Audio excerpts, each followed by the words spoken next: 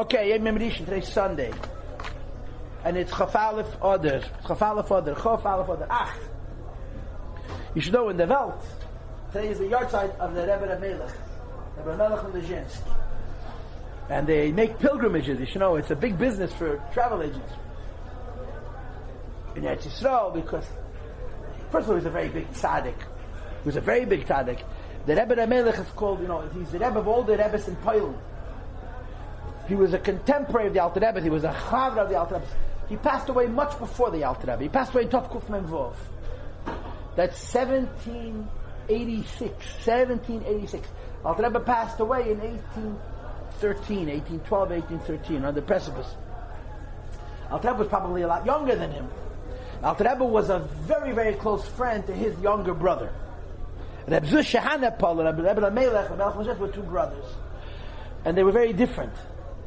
Anyway, he was a very big tzaddik, the name of the Melech, the Rebbe Melech. And in Poland, he's everything. So they make a pilgrimage to his Tzion, and they say that he said, I think that's what they say, that if you come to his Tzion, on his yahrzeit, whatever you ask, he'll give you. So there's a lot of people. So there's a story that goes around. I think it's even true. It's a Maisa Pen attacking.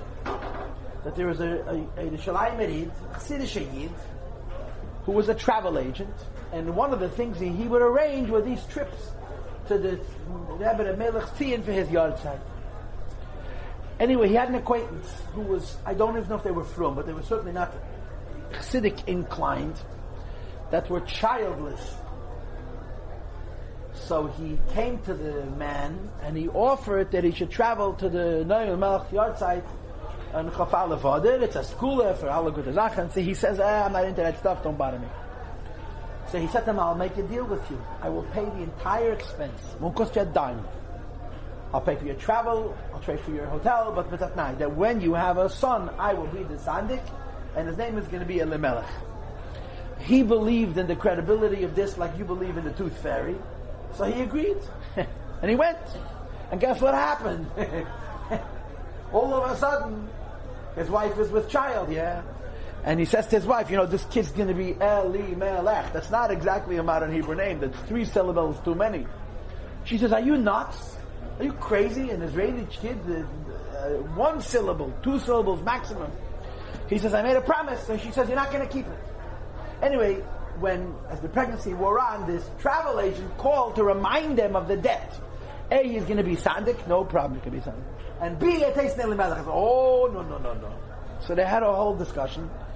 And so this guy agreed, this travel agent agreed, the compromise was they would add another name, which is a modern Hebrew name. And of course they were hoping that the Elimelech would be forgotten and he would be called by his modern Hebrew name. Guess what name they chose for their boy? Anybody? Noyam. The Melech Melezhensk has a sefer that's called Noyam Melech. Now what are the chances? They had no idea. They named him Noyam Melech, which is the name not of the Rebbe Melech, but the Melech Sefer. You understand? This is a Ma'aseh von Tzadikim. I think I read it in the Talks and Tales, that the Nazis came into Lezhensk, the Nazis, Yamach Shmom Zichram, and they made the Chaver Kadisha Gzumim. 1786, and this is Tov Kuf Mem Vov, 1786, and this is 1942. So they had no choice. And not only was his guf kodesh, he looked like he was asleep, like a lebedik mensch schläft. And the Nazis ran out screaming, and they became a sugar. I think I saw it in print as a child. The Melech Melezhensk. Okay, anyway, so on yahrzeit. We are very close-minded Hasidic Chabad, so you should know that the name of the Melech is quoted in Chassidus.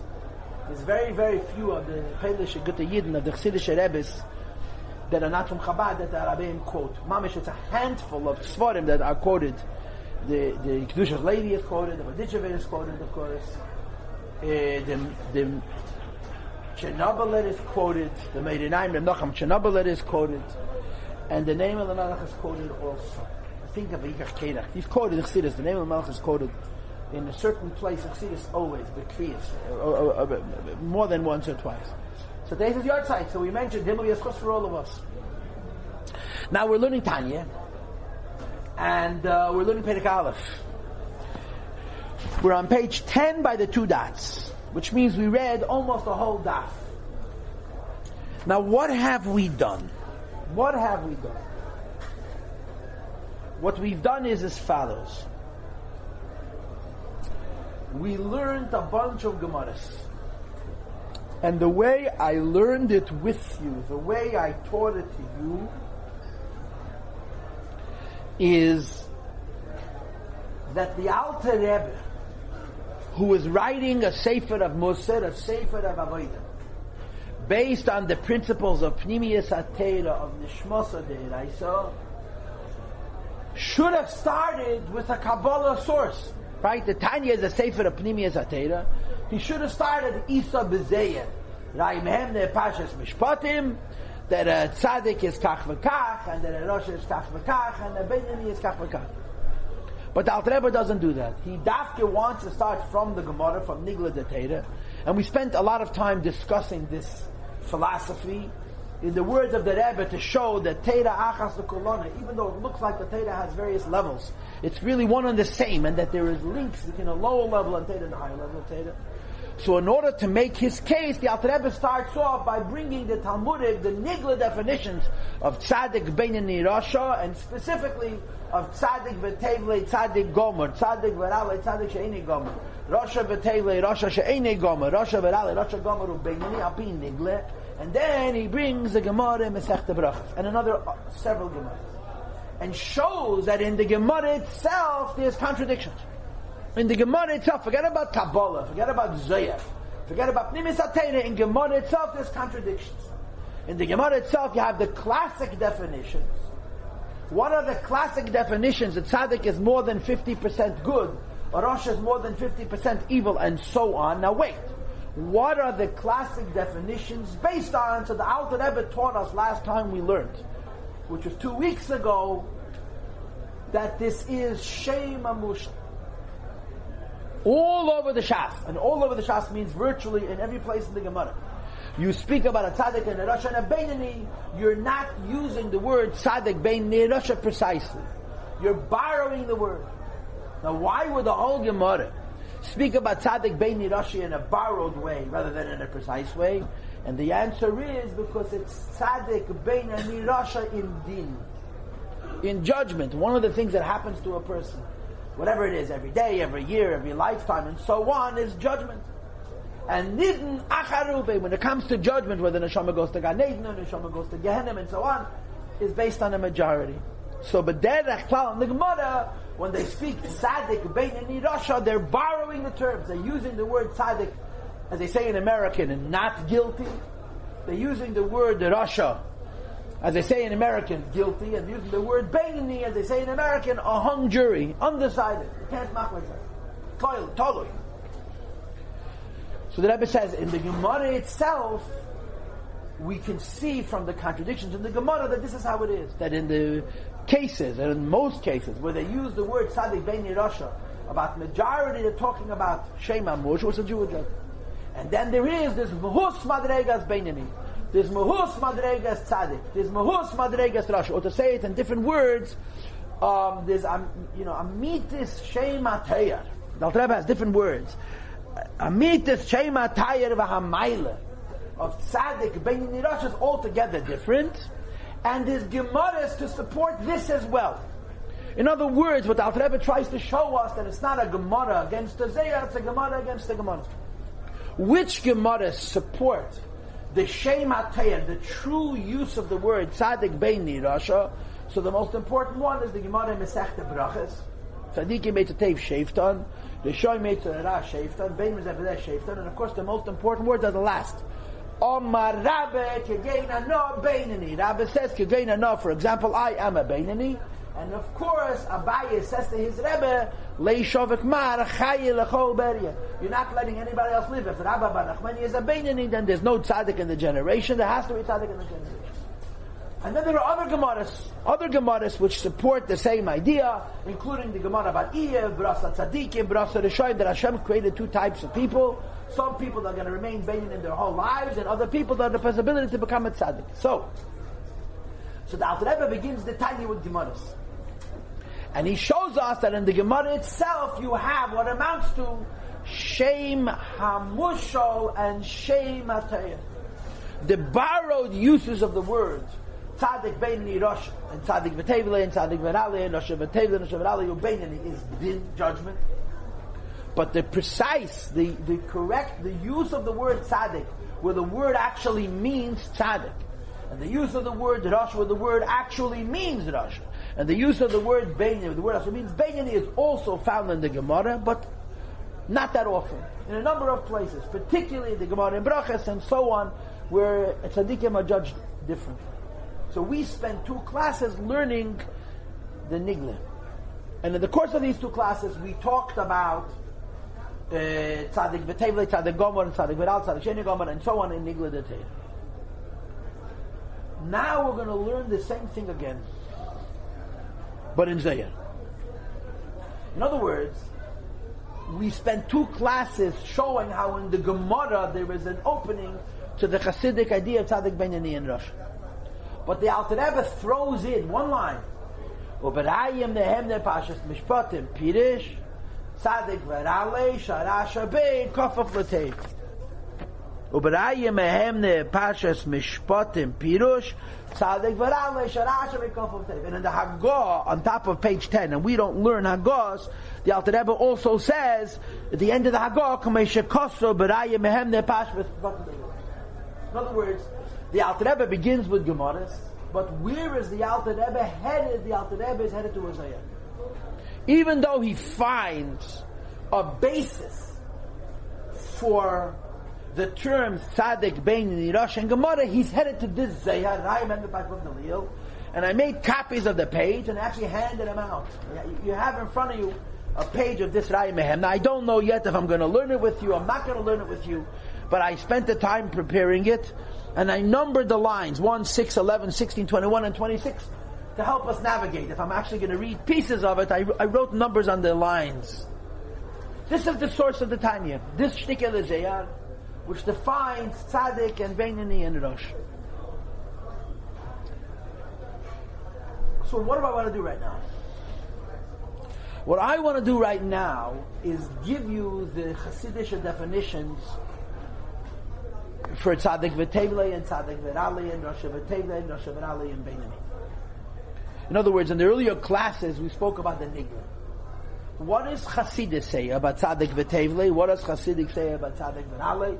What does Chassidus say about Rosh V'Tevle? What does Chassidus say about Rosh V'Rale? What does Chassidus say about Beinani? The foundation for this is this Zoyar. Like I said, I'm giving you the Zoyar. I don't know if I'm ever going to read it with you. It's today or next week. But like I said, I spent the time. It's not the first time in my life I'm teaching Tanya, but this is the first time in my life that I looked up the Zoyar in the original. So first I want to start with these definitions. Okay, so we're going to now do the systematic discussion of each of the 5 levels, which Alter Rebbe brings the first page of Tanya. What is Tzadik V'Tovlei Al Pi Nigla? Tzadik V'Tovlei Al Pi Nigla means Tzadik V'Tovlei. He's righteous and he has a good life begashmias, materially. Right? Why is there a Tzadik V'Tovlei? Why would there be a Tzadik who has a good life begashmias? Because he's a Tzadik Gomer. So what would be the Nigla definition of Tzadik Gomer? He has 0 Avedas. A person who has 0 Avedas is a perfect Tzadik. If you have 0 Avedas and you're a perfect Tzadik, so the Tzadik V'Tovlei, you can have a good life begashmias also, because there's no reason for suffering, there's no reason for punishment, no reason for cleansing, there's nothing inexact, yeah? So the word tzaddik defines the person. The word v'tovlei defines what? His gashmias condition. That's the nigla, correct? What's Chassidus? Tzaddik, he's righteous. V'tovlei, he has only good in his neshama. In Chassidus, the word v'tovlei doesn't mean his material life. Tzaddik, he's righteous, he's pure. V'tovlei, and he has only good. What does that mean? So we spent a lot of time learning about this in the introductory class that I gave you to the Tanya, that there's a lot of levels of the neshama. There's the lowest level of the neshama is Karev Elecha Dava Me'ed B'Fiach B'Vav Chala Seis.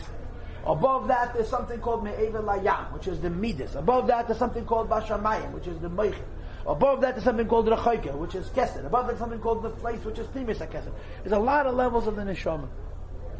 Tzaddik v'Tov Loi means that at every level of the Neshama you're going to visit, you're going to see only good. There's something called Ra, something called evil. Evil has many levels. The lowest level of evil is behavioral evil, where a person is tempted and inclined and disposed to do an action that's wrong. But if a person no longer has evil on the behavioral level, he can have evil on the subconscious levels. He'll never do an Aveda, but he'll dislike another person. He'll never do an Aveda, but his mind can understand an idea which is Heipach HaTeir. A tzaddik v'toiv loy means a tzaddik. V'toiv loy, every level the neshama you visit is good, all the way till the Yetzam neshama. In other words, he's killed as the Yetzer Hara, till the Pnim is Yatzma neshama. There's only good in him. Or to say it in different words, a tzaddik v'toiv loy is Yetzer Hara is another Yetzer Tev, because there's no Ra. That's called a tzaddik goma. So what's the difference between the Kabbalistic, the Hasidic definitions of tzaddik v'toiv loy and the Nigel definitions? Because a Nigla v'toiv goes on his material life. Tzaddik goes on his spiritual life. And in Kabbalah, tzaddik goes on his spiritual life, and v'toiv also goes on his spiritual life. You follow? I think that was clear. Yeah? What's tzaddik v'ra'loi? So again, al pi nigle. What's tzaddik v'ra'loi? Tzaddik v'ra'loi, al pi nigle means a tzaddik who suffers. A tzaddik who has a bad life, begashmias. Now of course the question becomes, why would a tzaddik have a bad life, begashmias? And the answer is because he's a tzaddik she'eine gomer. He's a tzaddik, most of his actions are good. But eine gomer, he's not perfect. Some of his actions are not beseder. And because he's a tzaddik she'eine gomer, just 1 second. Because he's a tzaddik she'eine gomer, he suffers begashmias. Why would a person who's not a perfect tzaddik suffer begashmias? To cleanse out whatever it has in him, so he goes to Gan Eden without any right, to give him a clean slate from his own. Yeah. So api nigla tzaddik again goes on ruchnias. V'ra loy means begashmias he suffers. Why begashmias he suffers? Because the tzaddik she'eine gomer. How is it api chsidus? Tzaddik, he's righteous. He's killed his Yetzer Hara. But in his subconscious there's still evil. He can never do an action that's bad. He can't even have a desire to do an action that's bad. But on the psychological levels, on the spiritual levels, on the subconscious levels of the neshama, there's still Ra. There's Ra in his mind, there's Ra in his will, there's Ra in his pleasure, there's Ra in his neshama. There's all kinds of madregas. There's Karvelach Adav Amiyeh, there's Me'ever Layam, there's Bashamayim, there's Necheket, there's Nefleis. And in some level of his subconscious there's Ra. So he's a tzaddik because not only he doesn't do any Avedas, he has no desire to do an Aveda, but he's v'ra'alei because at the higher levels of the neshama there's still room for correction. So a tzaddik v'ra'alei is a tzaddik she'eine gomer, is an imperfect tzaddik. So again, al pi nigle, the word tzaddik is a spiritual reference, and v'ra'alei is a material reference. He's suffering begashmias because of the tzaddik she'eine gomer. And al pi pnimius, tzaddik means he's a ruchni is a good term, spiritual term. V'ra'alei also was a spiritual term. Inside his subconscious there's inyanim that are not beseder. Why is he a tzaddik v'ra'alei? Because it's a tzaddik she'eine gomer. Clear? Now what's the Rasha v'Teiv lei? So again, al pi nigla, Rasha is an allusion to his spiritual station. He's a sinner. V'Teiv, but he has a good material life. Why? Because he's a Rasha she'eine gomer. Since he has some mitzvahs, the Eibishter is giving him a shalom, al seinav, al panav lavide, Hashem is giving him schar for his mitzvahs in Elam Hazeh, and if Yenevelt was I nit beseder. Okay. How is it api pnimis anyonim? Rasha v'Teiv lei. He's a Rasha, but he has good in him. But here we teach not the Rasha v'Teiv lei. He's a Rasha and he has good in his subconscious. That's a davar aposhet. Every Yid has good in his subconscious. A Yid. Rasha v'Teiv lei means he's a Rasha who has good actions. That on a behavioral level, he's still a Yid. As you'll see in Hashem in chapter 11, a Rasha v'Teiv lei's trademark. This may sound familiar to some people who know some people, yeah? He's always guilty. He's walking around with guilt. That's a Rasha v'Teiv lei.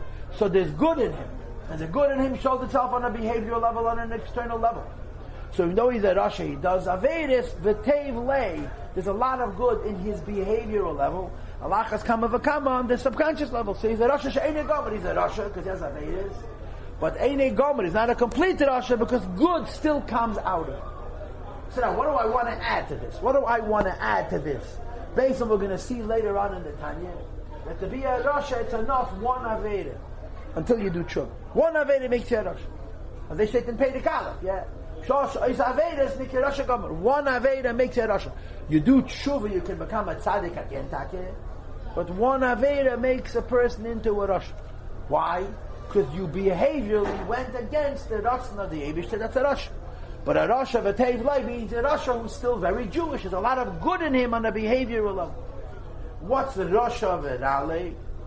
Rasha v'ralei is, again, al pi nigla, Rasha v'ralei means he's a Rasha. He's a bad person, if you will. And he suffers b'gashmias because he's a Rasha gomer. And al pi chsidus, Rasha v'ralei means a Rasha who only knows his Yetzer Hara. His Yetzer Teiv does not express itself at all. He has no guilt. He doesn't do anything good. He's a Rasha. Alter Rebbe is going to say that even the Rasha v'ralei is still a Yid, and you can count him in a million, and so on and so forth. But there's a Rasha v'ralei means a Rasha where the Ra in him is so strong that the Toiv never emerges. In between those two, there's Beinani. So how do we understand Beinani? Beinani is halfway between Tzaddik and Rasha. If a Beinani is halfway with Tzaddik and Rasha, how do you understand what a Beinani is? So it's a very, very simple. He's half like a Tzaddik and he's half like a Rasha. That's how you understand Beinani. Which half is like a Tzaddik? His outside. Which half is like a Rasha? His inside. A Tzaddik doesn't do any Avedas. But a Tzaddik has no interest in doing any Avedas. A Rasha has Avedas. A Beinani has no Avedas, but he'd like to do Avedas. So he's like a Tzaddik in his behavior, in his Maisa B'Peil, he's like a Tzaddik. But in his Kavana, in his heart, in his soul, in his psyche, in his personality, he's like a Rasha because he has temptations, because he has interest, because he's inclined in that direction, and so on and so forth. A Tzaddik v'ra'alei has no desire to Avedas. There's Ra in the subconscious levels of the Neshama. It's concealed, it's hidden. Okay? So this is where we're holding in the Tanya. We spent 2 classes explaining the Nigle. We're transitioning from the Nigle to the Nister. And first of all, the Alter Rebbe shows how in the Gemara itself you have both. And then the Alter Rebbe has this Raya Mehemna. And it's fantastic to see the Raya Mehemna inside. It really is. I'm not going to discuss the whole Raya Mehemna with you. I just want to show you a little bit of it. Like I made copies of this Zohar. I'm not going to read the whole page. First of all, it gets complicated. And second of all, the Alter Rebbe doesn't quote it all. So you have to struggle with synchronizing what the Alter Rebbe does say with how the Zohar develops. But the beginning is very interesting. So look at line 1. This is Pashas Mishpatim. Now let me give you a little bit of background. The Zohar is made up of many sections. The Zohar has many parts. There's a Zohar and there's a Zohar Chodosh and there's a Medrash Hanelam and there's Iderabah and there's Idresuta and there's Tikkun Zohar and there's something called Raya Mehemna. Raya Mehemna is the part of Zohar that was said by Moshe Rabbeinu. Moshe Rabbeinu, like Eliyahu Hanavi and other tzaddikim, used to come to the Cheder of Rav Shimon Bar Yochai and say, Divrei Torah. The trademark of the Raya Mehemna, and I don't know if this is 100% true, but to a very great extent, is that the Raya Mehemna is the Sefer HaMitzvahs LaHazayar. You know, every Lubavitcher woman knows that there's a Sefer HaMitzvahs LaHarambam. The Rambam wrote Sefer HaMitzvahs, and the Rambam is not the only one. There are other Gedali Yisrael who wrote Sefer HaMitzvahs. The Sag wrote Sefer HaMitzvahs, and so on. What is the Sefer HaMitzvahs of Pnimiyas HaTorah? The Sefer HaMitzvahs of Pnimiyas HaTorah is the Raya Mehemna. Moshe Rabbeinu came to the Cheder of Rav Shimon Bar Yochai and he explained mitzvahs.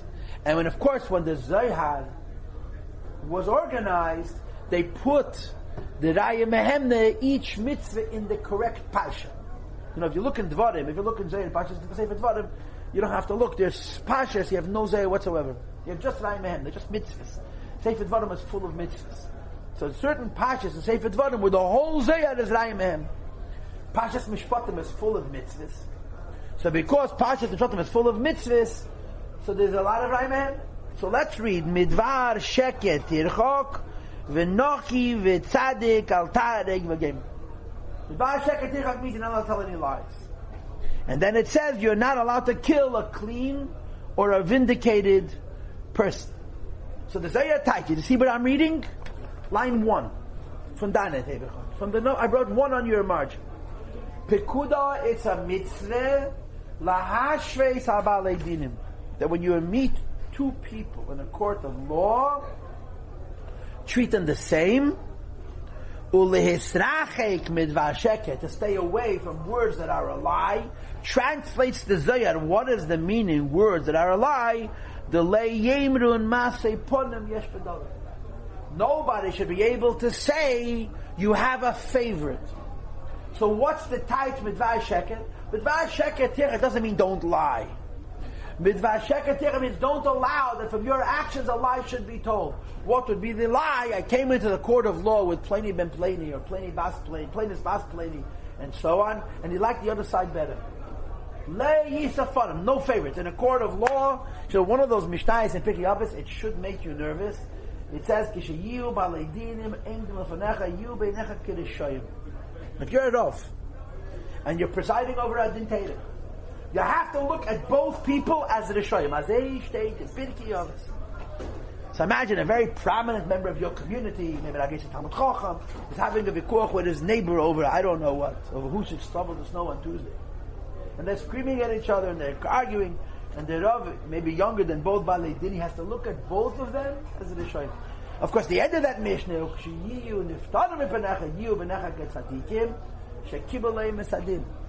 other words, they're both righteous, even the one who lost, because they agreed to do what the Psak Din is. When people come to court, technically they have to stand, right? Because Elikim Nitza Badas Kel. The Eibishter is present. And you have to treat them the same. Because even if you intend on judging fairly, if you show one deference over another, you could be mevalbal a person just by showing, you know what one of the two people. And you tell them, was Master Moshe, the other guy just got all frazzled, all confused, because he sees that he doesn't stand a chance. So you're not allowed to do this. The Kadosh Baruch Hu itmer be'ashal yisa upon him v'layikach shecha. By the Eibush that we know, lay yisa upon him, he has no favoritism, and he takes no bribe. So just like the Eibush that is layisa upon him, but layikach shechad, a dayan has to be like the Eibush. So the Zayah says this pasuk in Pashas Mishpatim, midvar sheket tirchak v'nochi v'tzadik al tareg, is the Eibush talking to a bezdin, and he's saying, be like the Eibush, just like by the Eibush that it says layisa upon him, but layikach shechad, you should also not be neisei potter, not layikach shechad. In other words, not only shouldn't you paskin incorrectly, you shouldn't make one feel a disadvantage over the other emotionally. And he says a very interesting thing. La yikach shechad, the sefer tefes echad. The last letter of the word la is an aleph. The last letter of the word yikach is a ches. Last word shechad is echad. Echad. Hai dayan. That when a person is a judge, tzarich lemehevnik gavna diyach. His judgment should be like the Eibishter. Hashem is layikach shechad, and a dayan has to be layikach shechad. So he says you have to be as objective as the Eibishter himself. You have to be kagavna the echad, just like the Eibishter is echad. What's meant echad? Layikach shechad. The Eibishter judges this objectivity. A dayan is judging a case that's had the same midah. The two people walking into his bezdin shouldn't feel disadvantaged because of any reason. So the Zohar is saying that the halachas of a judge being careful not to show any kind of inclination towards one over the other, even if it's entirely casual, entirely based on a social union and so on and so forth, is because a judge has to be like the Eibishter, the judge of all judges. Kigavna the echad, just like the Eibishter is echad. And echad, the sefer tevis, le yikach shechad, there should be no drop of leaning in one way over the other. A judge should be the same thing. A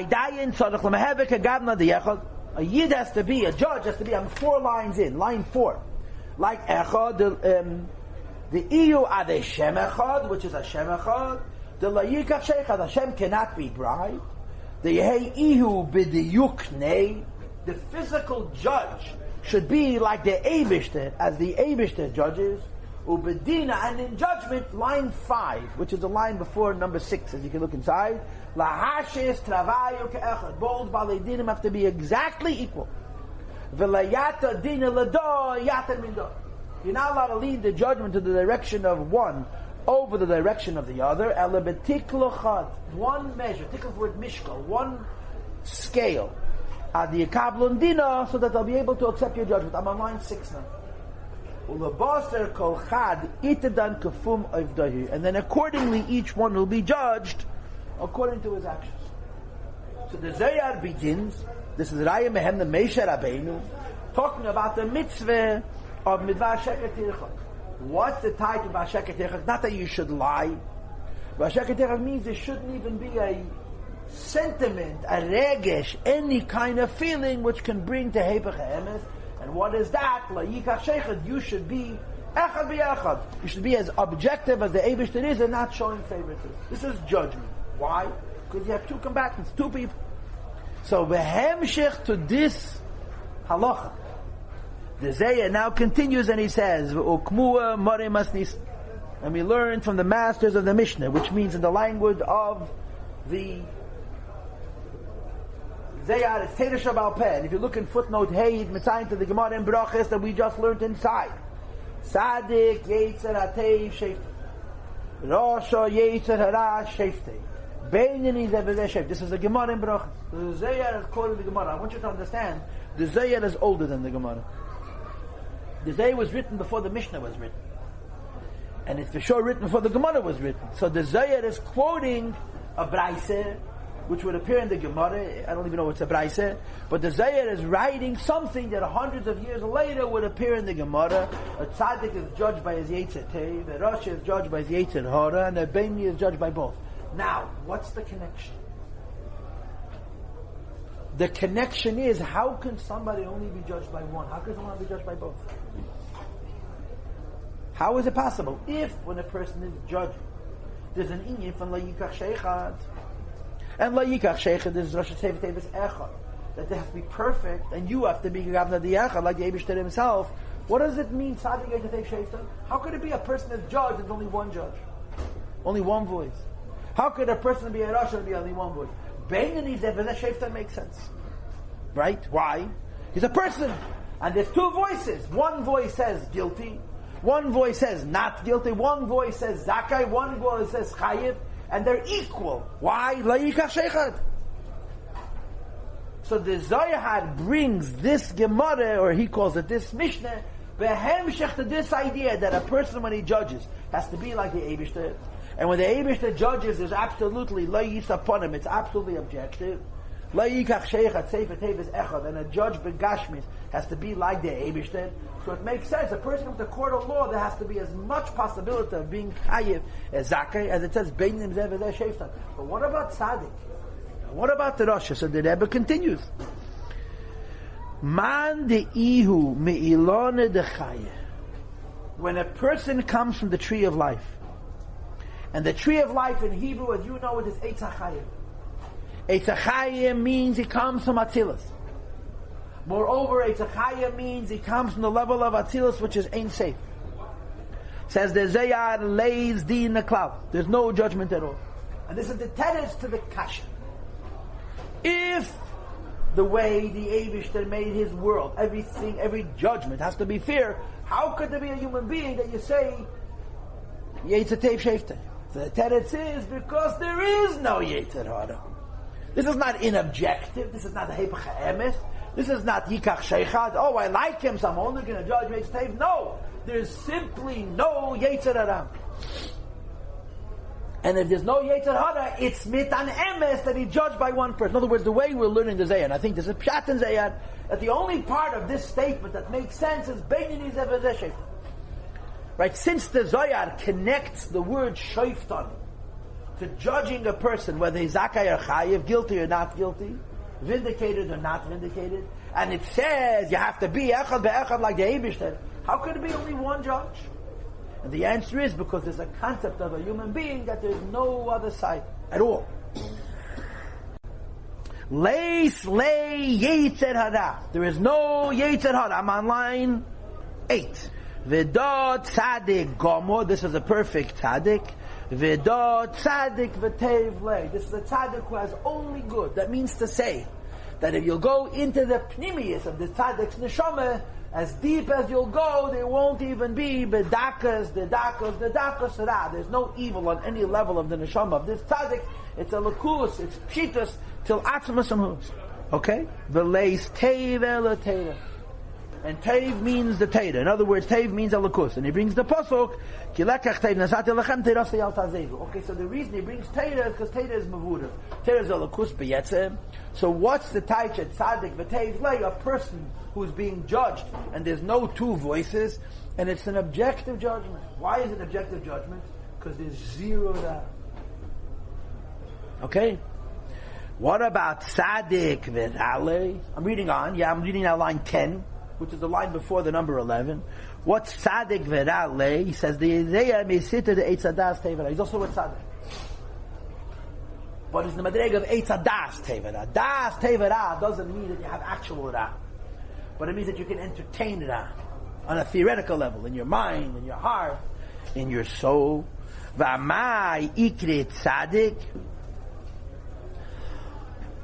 Why is he called a tzaddik?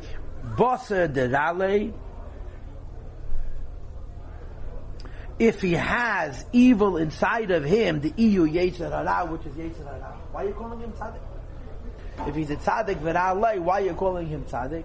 And the Zayir answers, Elo the teretzes begin because the teiv shalit alei. The good is stronger than the evil. And the good is stronger than the evil, you say two things. Ikri tzaddik. He's called a tzaddik because the good is stronger. V'ra'alei, and you say that there's evil inside of him because there's evil hidden inside of him. Not then begin the iyu dahu ra iyu tchus reshusei. The evil in him is subservient to the good within him. Now these words are the source of the quote that we have. Harasha bei kofafotev doesn't say in the Zohar. These are the words. Dahura iyut chus reshusei is the Aramaic way saying of Rashi Mekafotei. So when you're dealing with a tzaddik v'ralei, could you say Yetzatev Shefta? If a tzaddik has evil, could you say Yetzatev Shefta? It's complicated, right? This is a question nobody wants to ask. Tzaddik v'tevla Yetzatev Shefta is true. Why? Tzaddik v'tevla Yetzatev Shefta because there's no other voice. This is a tzaddik. Tzaddik v'ral. When the Gemara says tzaddik yetzatev sheftan, does it mean tzaddik v'ral or not? It's a complicated question, and I'm not sure the answer is yes. When the Gemara says tzaddik yetzatev sheftan, it means a tzaddik v'tevla, because only a tzaddik v'tevla has only one judgment, and he's a tzaddik. What are you going to do? And then he continues,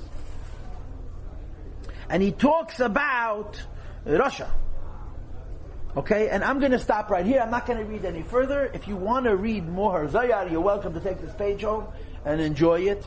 But the point is, this Zohar, which I read a number of lines, is the source of the Tanya. But what do you see by reading the Zohar?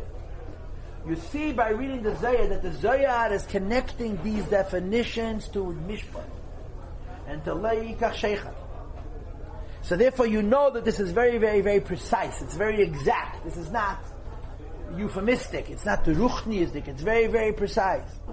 That if a person is judged, and you say he's only judged by his Yetzatev, it has to be that he has no ra.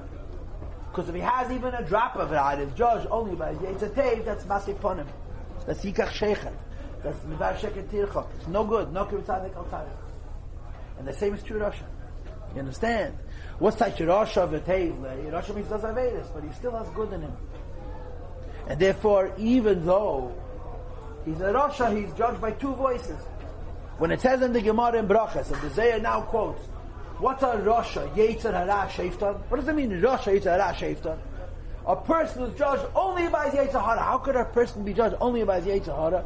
And the only answer is Rasha Gomer. If you have no good in your actions whatsoever, then you're a Rasha, then you're judged by yetzer hara. But a Rasha b'tevle, like a tzaddik v'ralei, it's not so pushing how they're judged.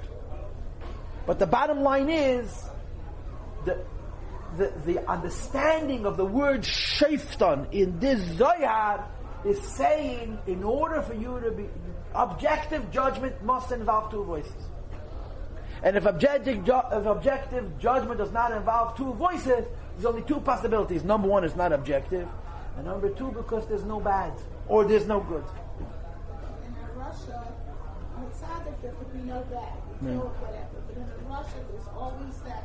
The Pinteliyit. But in terms of Gila, the Rebbe says the Bechinas Makir. But a Rosh Hashanah has no charot. There's no good in his life on a conscious level. And that's why he's called the Yetzer Hara. Shaftan, the only voice he hears is Yetzer Hara. Because when you look at his life, there's no good. The Pinteliyit can be aroused, it's a whole story, but what you're seeing right now is judged by the Yetzer Hara. Okay, so we read a little bit of the Zohar, so I feel very proud of myself, yeah? Okay, the bottom line is what we just did this week was nothing. We didn't learn any time. But what I did is, which I feel is the correct way to learn the Tanya. This page and a half, page Hey, and page 10 until the two dots, are presenting us with Tzaddik, Beinani, Rasha, and specifically Tzaddik, V'tevli, Tzaddik, V'rali, Rasha, V'tevli, Rasha, V'rali, and Beinani, on two levels. So we did the Gemara first, and we did the Rai Mehemna second. So we know that next Sunday we're going to start the Tanya itself. Ach Bir Ha'inyan is the beginning of the Tanya Kaddish. Okay?